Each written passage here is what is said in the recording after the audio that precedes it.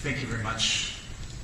Yeah, thank you for having me, and thank you for coming. I should first apologize on Tony's behalf for his absence. He wanted to be here, but about 1 month ago had a health problem that forced him to cancel his trips. So I bring his apologies. And I hope to represent him. I can never do the passionate performance that Tony brings, but I have something different, maybe. It's about similarity. Yes. So I guess I wanted to present not only this book, Commonwealth, but the 3 books which I started thinking of as the Empire Trilogy, so that it sounds more like science fiction, which I like that. The 3 books that have dominated our intellectual life, my and Tony's intellectual life for the last 15 years,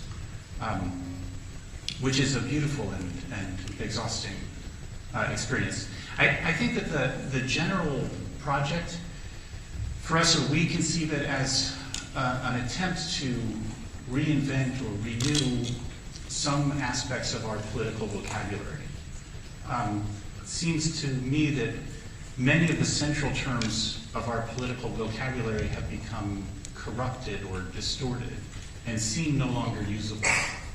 Concepts such as democracy, freedom, communism, even love, which seem to me powerful and necessary political concepts, have become distorted or corrupted so that they often seem to mean the opposite of what we intend.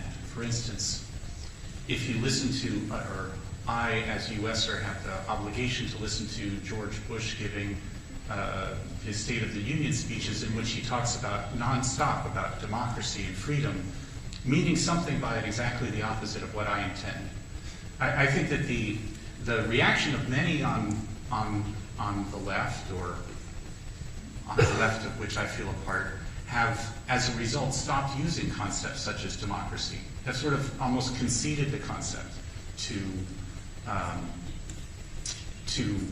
the right, and so try to then use different concepts. I think, in fact, with this corruption of our political vocabulary, we face 2 choices. One choice is to, like I say, concede the term, no longer speak about democracy, no longer speak about communism, no longer speak about love politically, for instance, and to invent a new term, to substitute. We sometimes do that, to invent a new term. I think it generally annoys people to invent new concepts. The other option, which we tend towards more, is to struggle over the concept itself, to try to renew the concept or make it mean what we think it ought to mean. And this often seems important to me because the concepts themselves carry with them histories of victories and defeats, histories of hope and suffering. And so it seems to me necessary to struggle over concepts such as democracy or freedom, even communism, which we do less. I think that we avoid more than we engage. But it's quite clear, of course, that communism, when it's used in common speech today, means something like absolute control of the state over the economy and society as a whole, which is exactly the opposite of what I understand the term to mean, or even in what we are trying to have it mean. Love, too, as I said, is a what I consider a political concept that has become almost evacuated of its political meaning, and now has only a sentimental and meaning of close within the family and the couple, and has been evacuated of an older political meaning that often has functioned within religious traditions and other political traditions. In any case, so one reason that we felt the need to reinvent a political vocabulary is, as I said, that certain terms have been corrupted. There's another reason to the need to reinvent a political vocabulary, and that's because the reality has changed and certain terms no longer correspond to the to the contemporary conditions.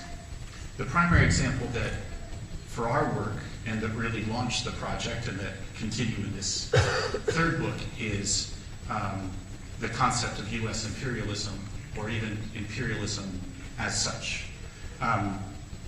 In fact, what our initial hypothesis is that it's no longer sufficient to talk about global order in terms of US imperialism, and that in fact, no nation state today is capable of ruling over the global order.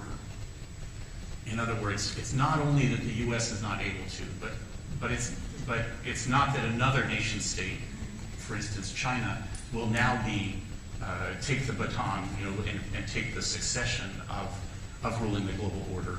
Rather, that there is emerging, that we're in a period of transition in which there's emerging a new global order that is different than the previous form of imperialism. I mean, this was our hypothesis 10 years ago with the notion of empire, and there was at that time a certain curiosity of the concept. What we mean by the concept of empire, in contrast to imperialism, it's an unfortunate term. But nonetheless, what we meant by it is this. In some ways, we were taking inspiration about reading ancient Rome, like thinking of ancient Rome as a model of this empire. We were thinking of it as a global structure in three levels. One level that is primarily monarchical. In other words, sometimes the IMF, the International Monetary Fund, functions as a monarchical power.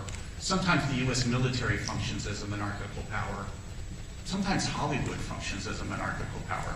But that's one level, in a way, of the current global system. There's simultaneously another level. We think of it as the aristocratic level, rather than the monarchical level, in which the small group of dominant nation states, sometimes the G8, sometimes together with Brazil, Russia, India, China, that these, let's say, aristocratic powers, also the small group of major transnational corporations, there's some ways in which they rule the world today like an aristocracy. That is the rule of the few. Simultaneously, with this first monarchical level. And then there's a third level, the so-called, or the seemingly democratic level, the media, non-governmental organizations, various civic groups that too together have to collaborate in this new global order.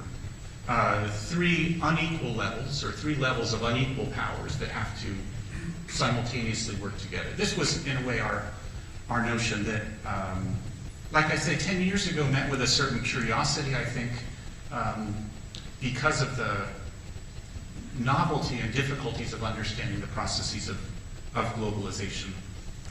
It's interesting to me, though, let's say, the recent fate of the concept, the trajectory, because starting in 2003 and especially in 2004, there was a great return on the left to thinking, well, on the right too, of thinking of U.S. imperialism.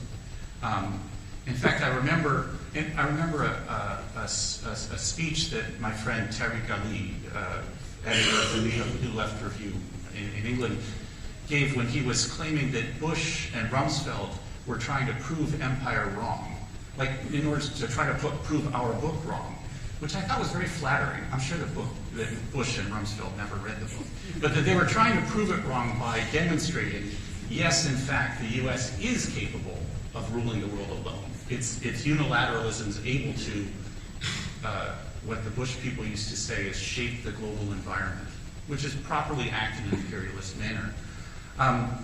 Now, I think it's clear today, though, that efforts, while Bush and Rumsfeld thought that they could rule the world in an imperialist, in a unilateralist way, it was clear that that was it was a mistake, it was a fallacy, it was an imagination on their part.